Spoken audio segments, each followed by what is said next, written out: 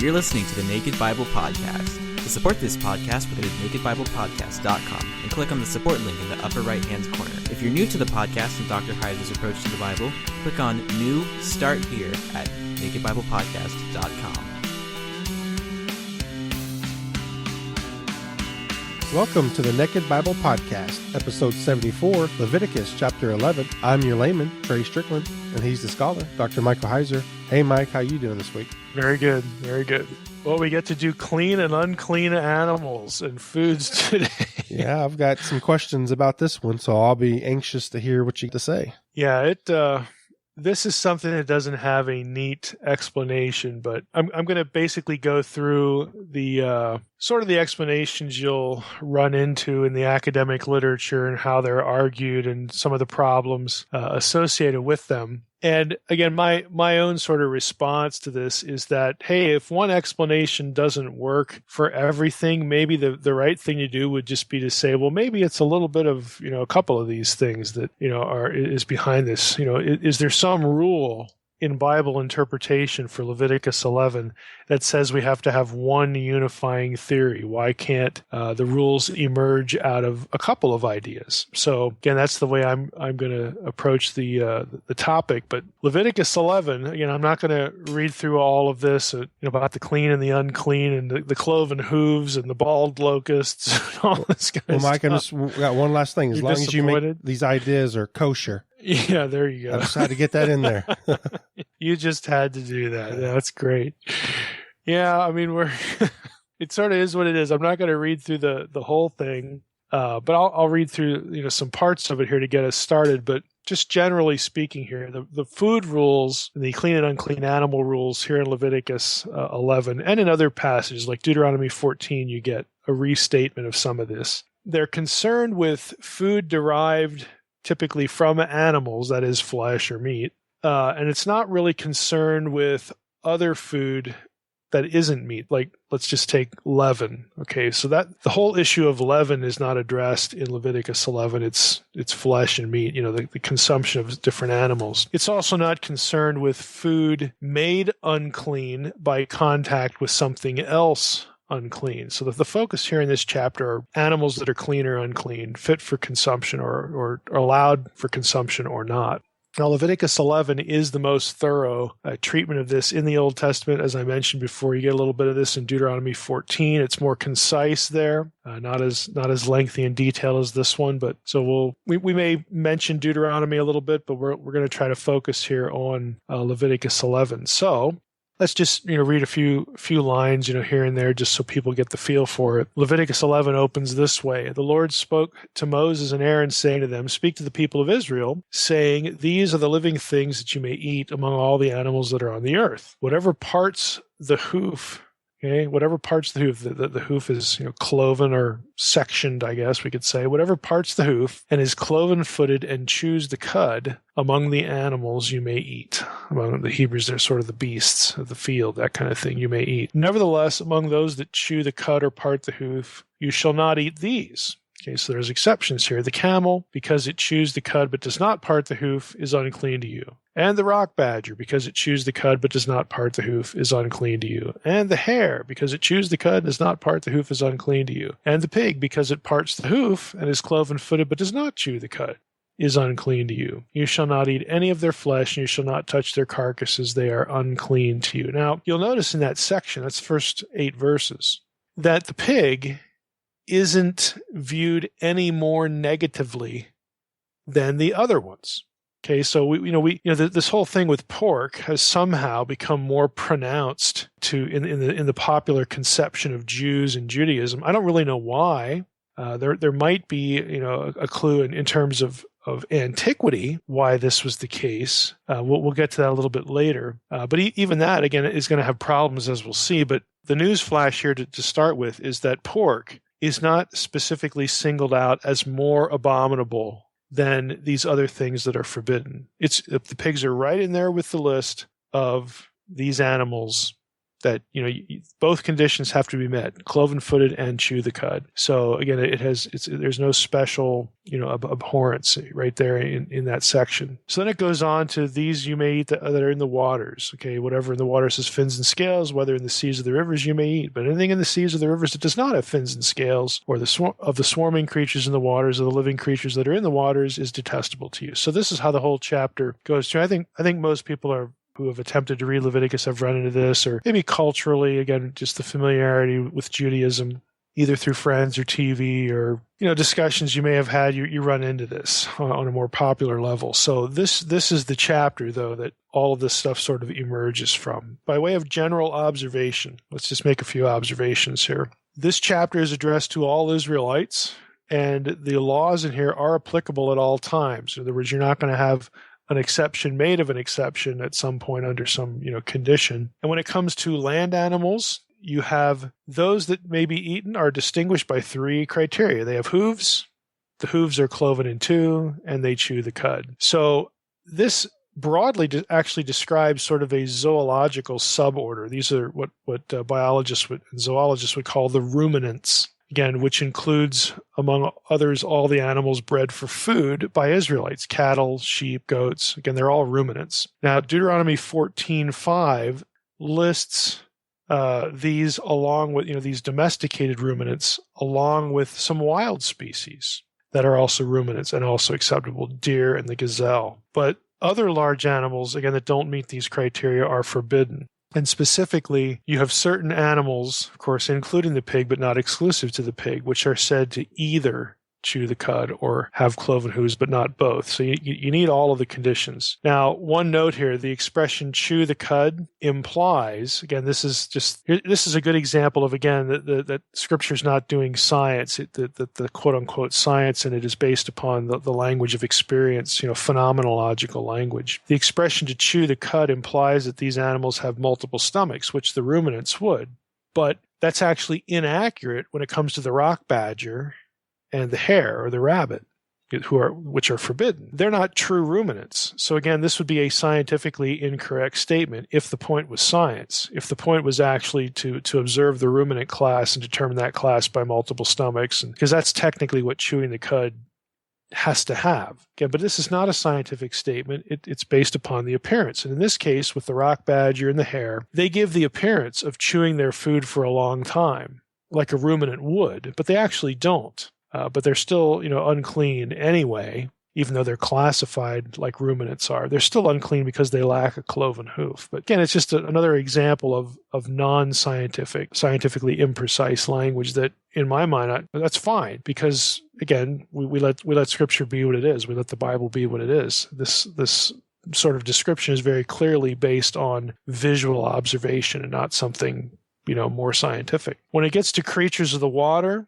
those that are permitted have fins and scales. Now that covers most but not all fish, and it excludes mollusks and crustaceans, in other words, shellfish. So those would be unacceptable. When it comes to creatures of the air, birds or larger flying creatures like bats would be included here, and flying insects. They're treated separately. There's no criteria actually given for birds, which ones are clean and unclean. There's only a list of the ones that you shouldn't eat.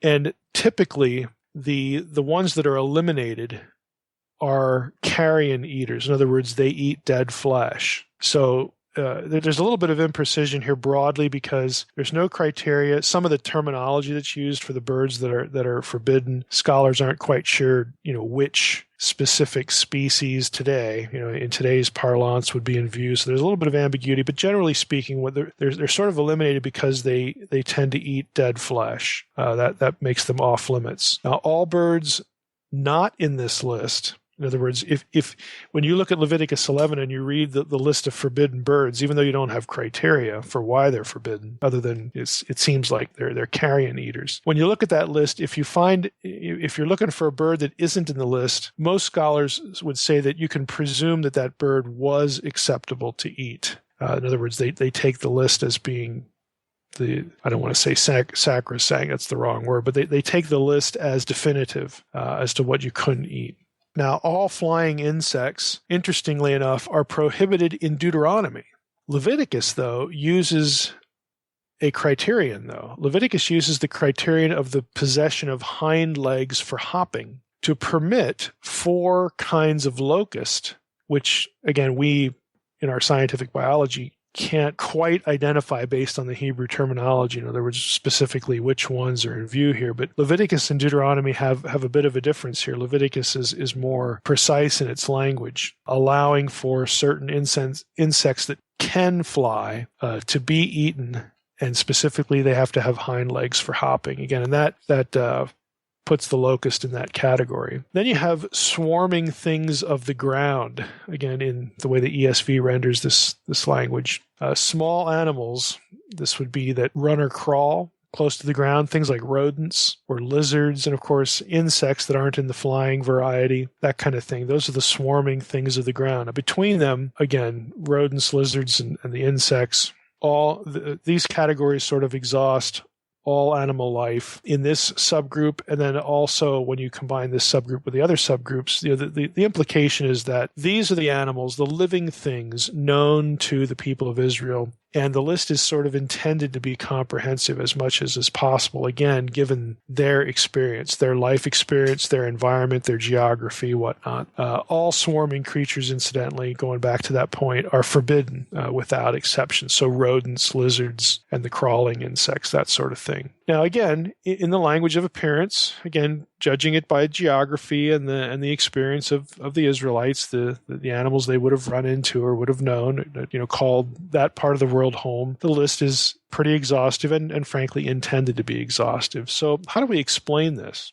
I mean, you get a lot of explanations. If people are interested in real detail here, I think one of the scholars known in this area is named W.J. Houston. He has a pretty thorough article in the Dictionary of the Old Testament, the Pentateuch volume, but he also has a monograph, a whole book specifically on this kind of thing. And so I've in places here, I've used him as a touch point, for what he's saying, but I'll depart here and there as well. But if you're really into this, I'd recommend Houston's article to get you started, and then, of course, his whole book on the subject. And of course, he's not the only one that writes on this, but it's pretty accessible.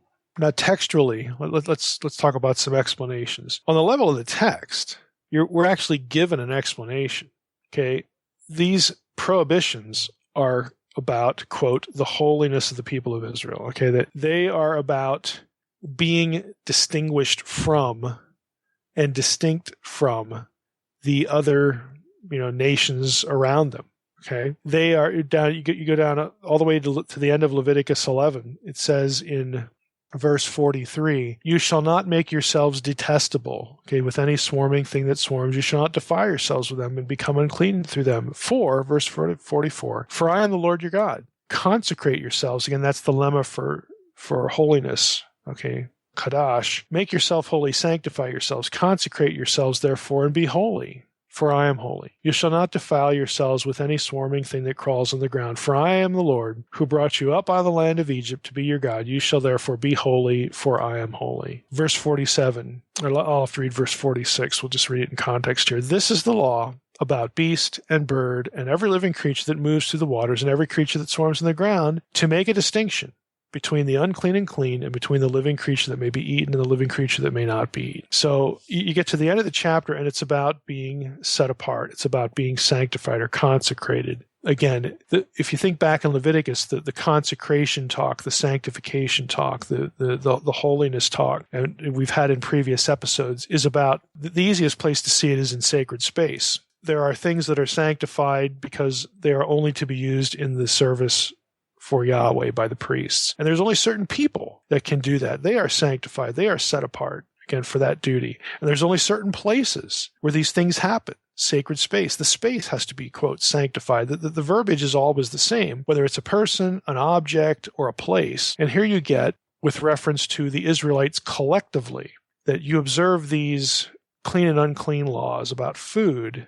Why? To make yourself sanctified, set apart for Yahweh, marked as people of Yahweh, as opposed to people of other gods, people of other nations. So that's the textual rationale. That's pretty clear. What isn't clear is how our holiness, how is this sanctified idea and purity connected with diet?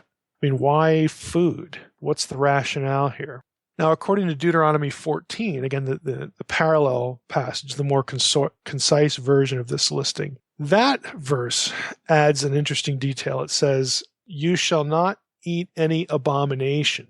So in other words, Yahweh's people are not to eat things that were considered abominable, things that were considered disgusting. But of course, the problem with that is that implies some pre-existing sense of what is disgusting, specifically to eat. So now I want you to hang on to this idea, because here's the point with this, and I'm going to return to this at the end when we go through all these different theories. At least part of the rationale for how diet is connected with being set apart has to do with culture. It has to do with a people's opinion collectively in Semitic culture that they already have. In other words, their opinion about what is abhorrent to eat is not given to them by God. You don't get some sort of mental zap that, oh, yesterday I used to like bacon and today I hate it. Today I think it's abominable. No, there are parts of this that are already within, again, the cultural context of what people think is disgusting to eat. So that's at least part of the rationale. It's a cultural thing. It's a Semitic thing. It's a second millennium BC, Semitic, Eastern Mediterranean kind of thing. It's part of their world, part of their worldview, part of their frame of reference. So that's at least part of the explanation. But let's go through again some of the approaches to answering this question. How is sanctification, how is this holiness thing connected to diet? These are theories that you're bound to run into if you do any serious reading on the subject. So the first one we should sort of get out of the way right away, that is probably in the mind of many listeners, is what we'll call the hygienic theory. Now, again, this is the idea that, well, the things that are prohibited here are prohibited because of some hygienic reason. Either the food that is pointed out is not good for you, it'll make you sick, it carries parasites, or something like that, or it doesn't cook well. In other words, there's this hygienic / medical rationale, and I've heard this a lot. Again, sort of assuming that God is he's the great nutritionist in the sky, or the great biologist in the sky. He's the great microbiologist in the sky, and of course God knows all these things. But the whole point of it, and why I'm putting it that way, is that God is sort of dispensing, without even the Israelites knowing it, dispensing advanced medical knowledge, that they alone had, and that's what part of what made them distinct, and this is why they did it. And also, it's used to argue this. That's also why we shouldn't eat these things, because there's this intrinsic hygienic point to all of it. Now, this notion goes back at least to Maimonides, as a famous Jewish thinker, philosopher, writer in the 12th century AD. He mentions this, so it's not a new idea. It's not an idea that popped up just with modern knowledge of germs and microbial life and all that kind of thing. It's older than that. Again, in the modern form, people like to point to the dangers of inadequately cooking pork and shellfish and how this can harm you. And the theory suffers from some sort of obvious inconsistencies and shortcomings. The theory doesn't really make medical or hygienic sense because all animal species can carry parasites that make their flesh dangerous when not properly cooked. Every one of them. Okay, an egg, all right, can harm you if it's not properly cooked. It's not consistent to just say that these specific species, these specific animals, have some sort of hygienic risk that God knew about and was magically transmitting this knowledge to the ancient Israelites. And boy, weren't they advanced without even knowing it, and we should obey these laws because of the same thing. Again, it's not consistent because every flesh, everything you could eat that's an animal species can carry parasites that would be dangerous if you don't cook it properly. Every one of them. The other problem is there's really no notion in the Old Testament of any sort of public health program or public health sort of consciousness in other areas. You could look at some other things that make you sick. Is there a rule, about not just washing your hands before you eat? Okay, is there a law, about that? And using a certain thing to make sure that the microbes are off your hands. Water's not just adequate. Doctors tell us this today. Microbiologists tell us this today. Water alone is not adequate. You need a cleansing agent that kills germs. Well, then, why don't we read that kind of stuff in the Old Testament about washing not being adequate and having something more, quote unquote, secretly scientific that actually takes care of that problem? You just don't have things like that. Drinking out of the same cup. Okay, they certainly do that because, hey, we're out here living in the desert. We don't have, I'm trying to remember if my wife was here, she'd remember what the furniture term is for this. Basically the big cabinet that has lots of settings and dishes and cups in them. You don't have that. Okay, they're drinking out of the same bucket. They're drinking out of the same cup. They're not washing utensils in between every use. In other words, there's no Old Testament laws about this. There's no public health systematic program in the Old Testament. There just isn't. And so if this is the point, that is really odd that those other things that very obviously that we're sensitive to today, to not transmit germs and bacteria, we would think that would be in there if that was the point, but it's not. So I'm not real enthusiastic in any regard about the hygienic theory. Move on to another one. There's what scholars would call the cultic theory or the cult polemic theory. And this is the notion that the species that were forbidden from consumption were those that were prominent in pagan cults. In other words, prominent in terms of sacrifice. This can be found also really, really, back in antiquity, that some of the church fathers like Origen brought this up as again, sort of an explanation. But in reality, again, the most common animals sacrificed in pagan religions, like Canaanite religion, Egyptian religion, were exactly the same as the ones sacrificed by Israelites. Again, goats, cattle, sheep. They're the same ones that are in the other systems. Now, this is where you might get an exception with pigs, though. It is probable, that pigs were sacrificed in certain cultures. Again, probable might even be a strong word, but let's just say it. This is certainly on the table because of the archaeological record. It's somewhat likely that pigs were sacrificed in certain rituals carried out in honor of underworld deities. In other cultures that would have been particularly forbidden or icky, repugnant to followers of Yahweh. That is a possibility. And it's not so much the case with other unclean species. So again, you can't say that all of the unclean species are unclean because pagans offered them. They're not offering mice, the rodents. They're not offering fish that don't have scales. But the pig, again, seems to be at issue, again, because of the archaeological record. You will find references to sacrificing pigs in ancient Near Eastern literature, in other ritual acts of other religions, whereas, of course, in Israel, you don't find that. So there might be something to this. Pig bones, again, have been found in pits, in pre-Israelite sites in Canaan, again, before the Israelites got there, that, again, maybe the Canaanites offered pigs because apparently they were just offered and not eaten, or, there is some archaeological testimony to pigs being ritually slain in this part of the world.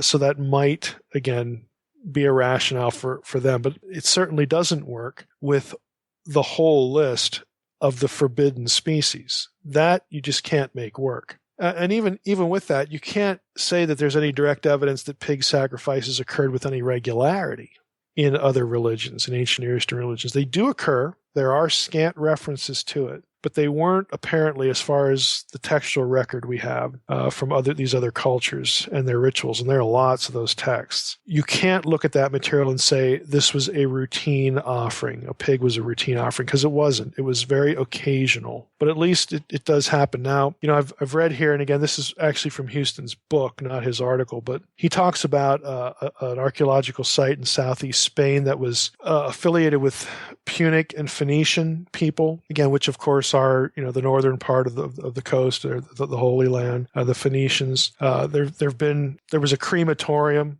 discovered there, and on the sides of the crematorium, which is, in a tower, there are pictures that maybe depict a pig. It's sort of a two-headed monster sitting in, he's seated on a chair in front of a table, receiving a child in a bowl at his right hand. Now, again, Phoenicians and the Phoenician Punic literature is familiar with child sacrifice. Okay, so you've got this child in a bowl. While the person in the picture, there's another person at the table prepares to slaughter a second child. But what's significant is that at the monster's or the creature's left hand is a pig lying on its back. So the assumption is, does that equate pig sacrifice with child sacrifice? Because we know from Phoenician Punic material, Carthage especially, places like that children were sacrificed. So here we have this picture, and there's a pig in the picture that looks like it's dead. So does that imply that the pig was used by the Phoenicians, for instance, in a ritual way? Well, it might. You could certainly build an argument on that. But again, the question is, were they the only ones? Did they do it with mice? Did they do it with fish that were unclean? Did they do it with, other, hares and, other ruminants that weren't really ruminant? I mean, you just can't make that argument. You can't say that all of the prohibited animals are prohibited because they're part of some cult, non-Yahweh cult. But the pig, again, appears to have that association. So where do you go with that? Well, I think that's about really all you can say. And the cult polemic view doesn't really work, even though with pigs, there might be something going on there. That's about the best you can say. The interesting thing is, though, and we'll come back to this point too, that since this is the case, since pigs were seldom sacrificed and these other again, unclean animals, you can't find them being sacrificed in the pagan cultures, and of course also the Israelite culture. Is there a pattern there?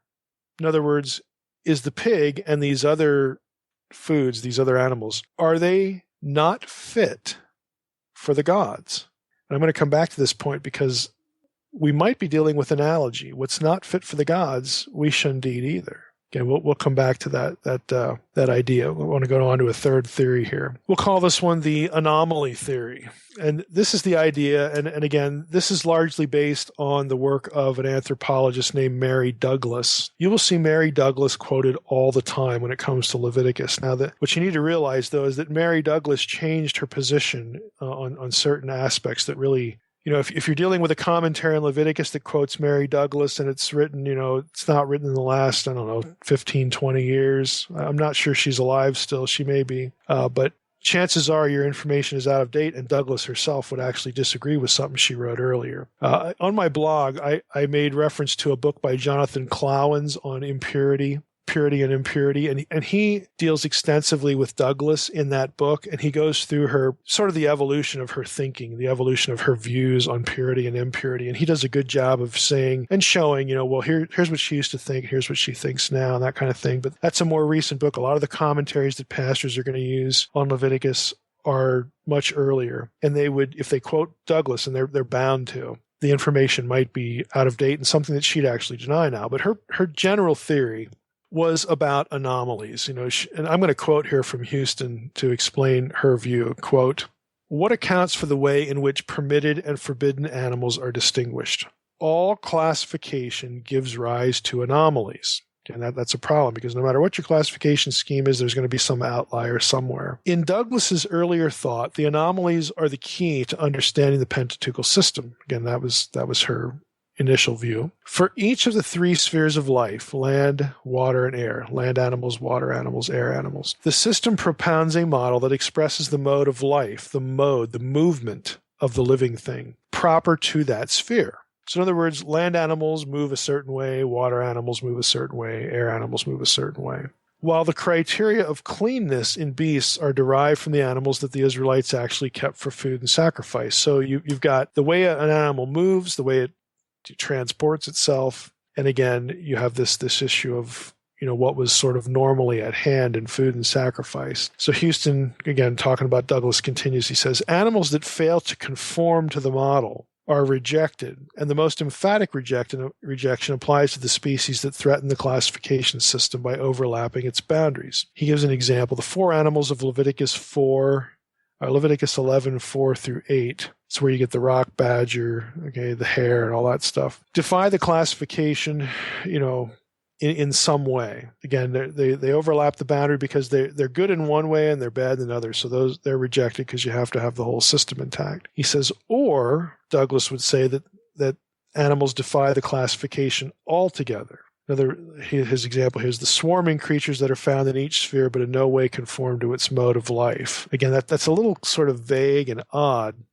But basically what Douglas was saying is, look, in each sphere of being, land, water, and air, most animals propel themselves a certain way, have the same set of characteristics, but yet there are animals in each of those spheres that lack something or that don't quite do something the way most of the other ones do. They are outliers.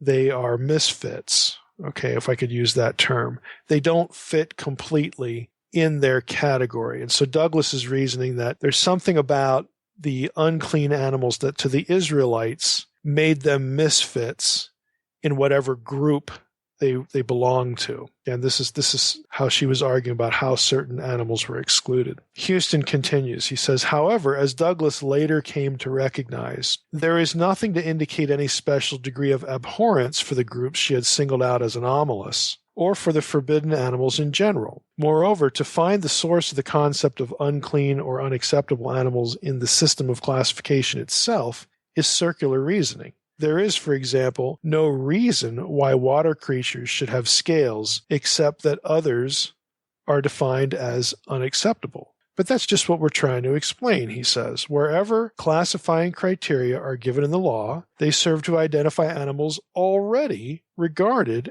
as acceptable or not. This is shown by the case of the birds, where the task of finding criteria is left to the rabbinic period. I mean, there is, as we mentioned a few minutes ago, there is no criteria.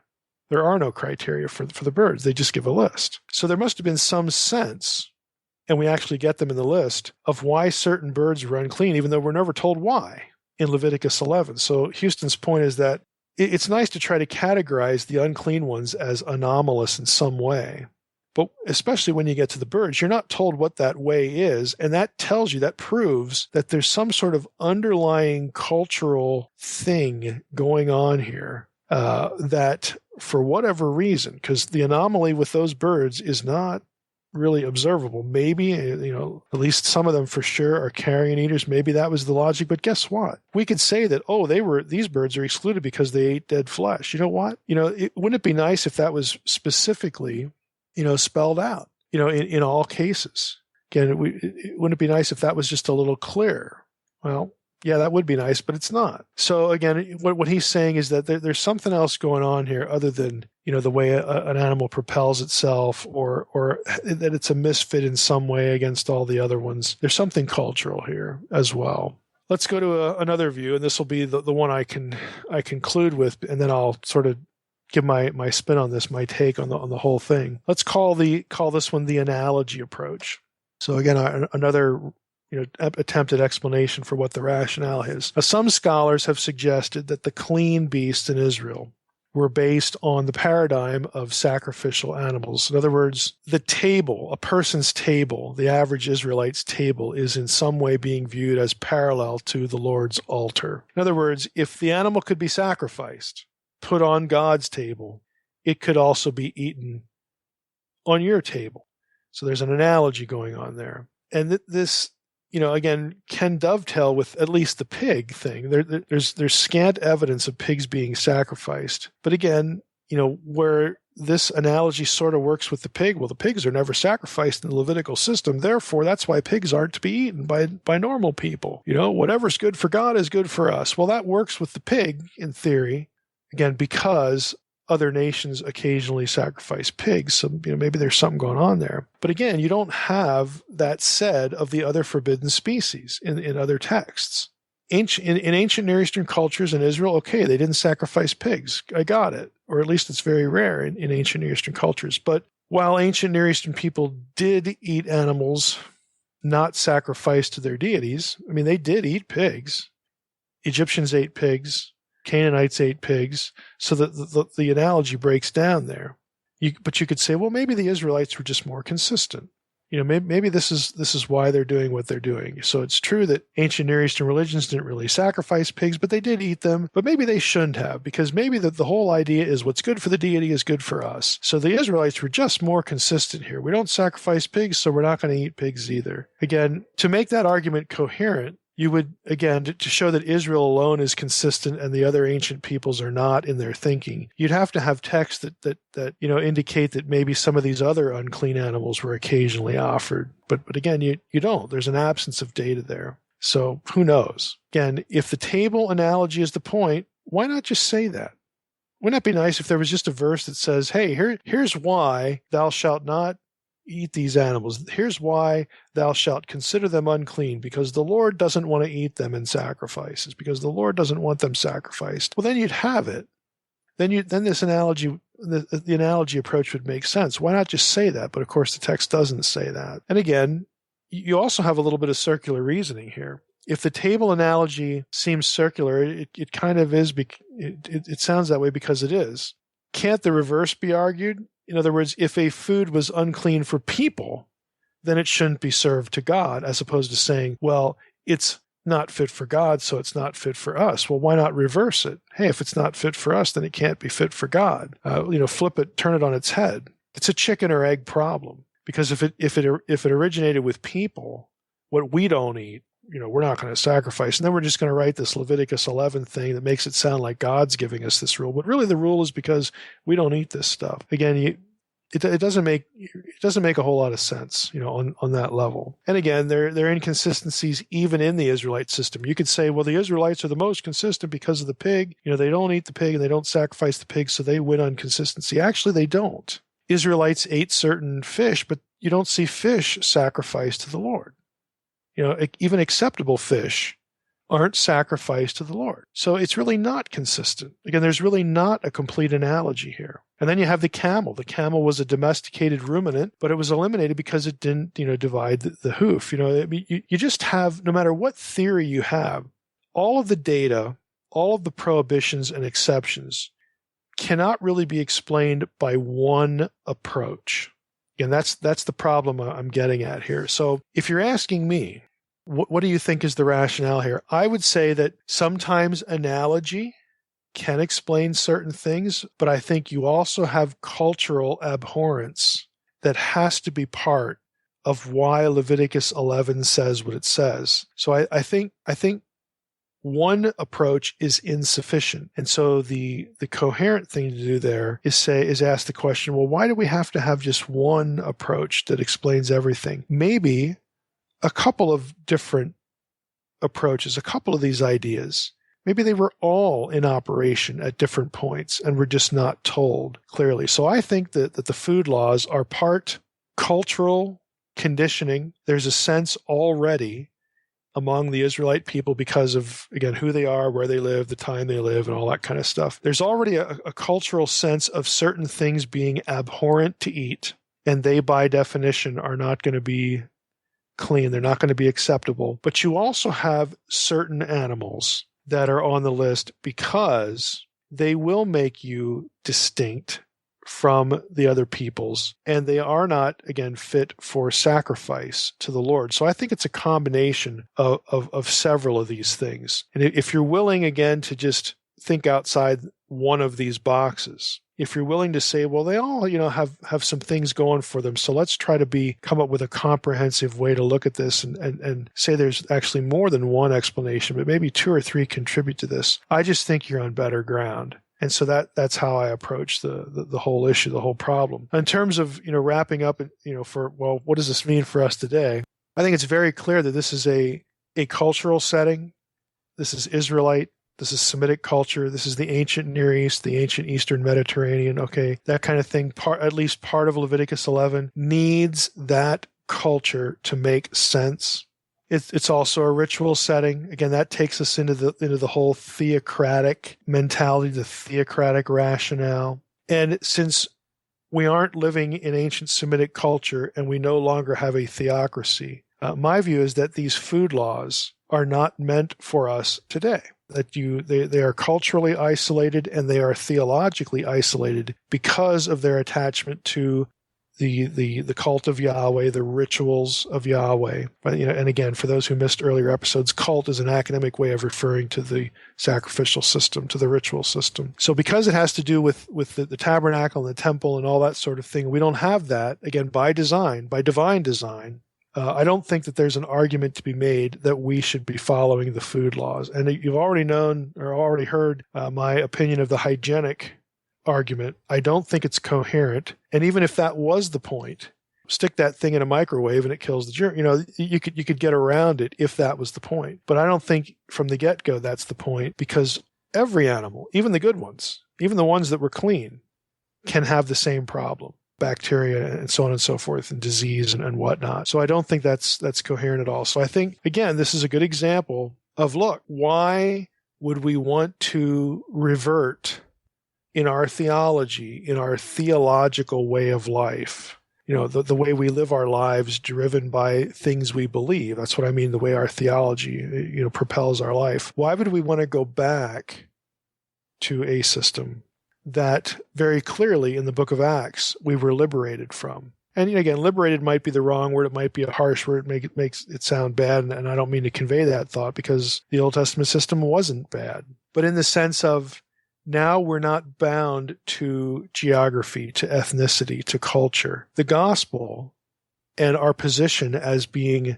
the temple. We are the temple. These things, those truths transcend all these other things. The binding culture, the ritual setting. Where we're at today transcends all that. So rather than have this romanticized notion of, oh, I wish we could do Jewish things and, with the food laws. Again, if you want to do that, that's your privilege, but don't attach theology to it that contradicts clear New Testament theology. In other words, treat it as a preference. It might be a good preference. It's fine if it's a preference, but let people know that this is a preference for you. It's not a theological statement, and you're not going to try to bend the New Testament to conform to your preference. Again, I think that's a simple sort of rule of thumb. If you want to follow the food laws, have at it. Go ahead. But again, theologically, do not bend the New Testament to your will, to your preference. Okay, Mike. Well, I think you've answered most of my questions that I had, so that's good. Cleanliness is next to godliness, and speaking of that, you got two good zingers. Yeah, there you go. That's my role. That's the role that I play here on the show. Okay. In verse 35, whether oven or stove, it shall be broken in pieces, talking about the carcasses of mice or whatnot that touches it, they have to actually be broken. So do modern day Jews still live by this? I mean, if they find a carcass under their stove, do they literally throw it out? Not to my knowledge. This would actually make interesting reading. I've never heard of an example, sort of a literalistic application of that verse in that situation in a modern setting. There may be, there's probably some, again, this is just a guess, but there's probably some sort of procedure to cleanse, both literally and ritually, religiously. Clean and cleanse the area so that the thing can be used again. But I've never heard of anybody taking it that far. Again, you've answered most of my questions there at the end that I had about, it's important to God, obviously, these food rules. So how should us Christians, even though, you said liberated, and that's probably not the right word, but we've been freed from these rules in the New Testament, but, it's obviously important to God in some way or fashion. So as a Christian, what is important and isn't in God's view? What makes a Christian distinctive now, in any given modern culture? There's going to be a variety to that, but I think the one thing that is clear is that there needs to be some distinctiveness. In other words, if there's no distinctiveness at all, then I think we sort of lose the principle, because that's really ultimately what these things are about. That you will be set apart, from the other nations. That again, people on the outside, people who encounter us will know that we are not followers. We're not part of this culture. We don't follow that God because of these certain things that we do. And I think that principle is something that we can live out today. And even though, even while it's nice and it might be convenient or whatever, whatever word you want to put to it, to say, oh, we don't have to do this thing over here. Well, that still leaves the question on the table. Well, what are you doing so that people will know that you follow Christ? So I think distinctiveness is still very broadly a principle that is important for the Christian today, and that does have its hooks back into passages like Leviticus 11. All right, Mike. Well, switching gears here, Mike, your Supernatural release is coming up. Oh yeah, your book. Yep. And actually, I just checked on Amazon and it says it's in stock. So if you're listening to this, I'd run to Amazon real quick. Does it have the note about a November 10 release? Because it does. I know that was up there. Okay, it does. All right. Yeah. Well, if it's in stock, you'll get it pretty quickly then. But the date is still up there, and that's the one I've been told internally. It's still November 10th. But hey, try it out. Go get it. Well, I also want to say thank you for those who've donated, whether via PayPal or always through Patreon. We appreciate your support. It means a lot. And next week, Mike, continuing on with Leviticus. Yeah, I think that the passage next time, I think we're doing 2, because like 12 through 14, because 12 is really tiny. And these are all thematically related. So we should be able to get through Leviticus 14 next time. Okay. Well, thank you for listening to the Naked Bible Podcast. God bless. Thanks for listening to the Naked Bible Podcast. To support this podcast, visit www.nakedbibleblog.com. To learn more about Dr. Heiser's other websites and blogs, go to www.drmsh.com.